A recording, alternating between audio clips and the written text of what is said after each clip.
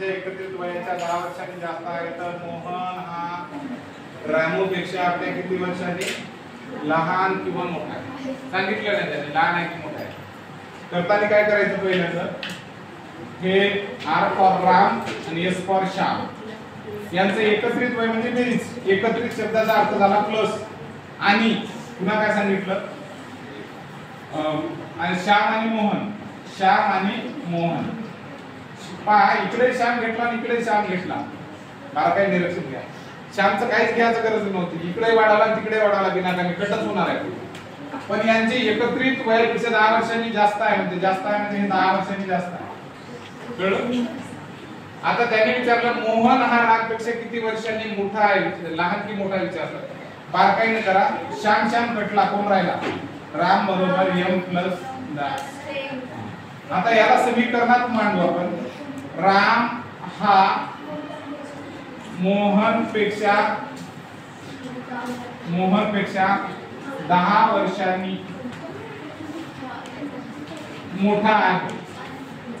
मोठा वाक्य बारकाई नाही का, मी काय म्हणालो, राम मोठा आहे. राम किती वर्षांनी मोठा आहे? कोणापेक्षा मोठा आहे?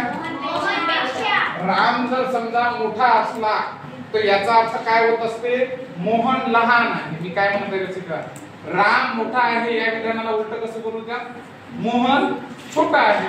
मग राम 10 वर्षांनी मोठा आहे, बरोबर आहे. तर मोहन किती वर्षांनी लहान झाला? आता त्याने विचारलं मोहन हा लहान की मोठा, मोहन बद्दल प्रश्न विचारला. मग मोहन आता लहान होईल की मोठा? राम मोठा आहे 10 वर्षांनी, म्हणजे मोहन 10 वर्षांनी काय होईल?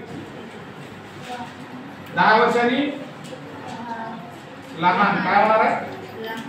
मग किती वर्षांनी लहान? कळलं का? प्रश्न उलटा केला. म्हणजे मी माझ्या भावापेक्षा 10 वर्षांनी लहान आहे याचा उलटा अर्थ होतो माझा भाऊ माझ्यापेक्षा 10 वर्षांनी मोठा आहे.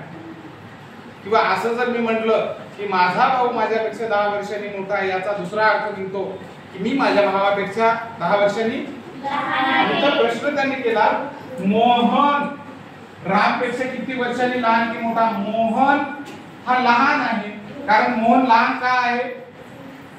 10 वर्षांनी लहान आहे.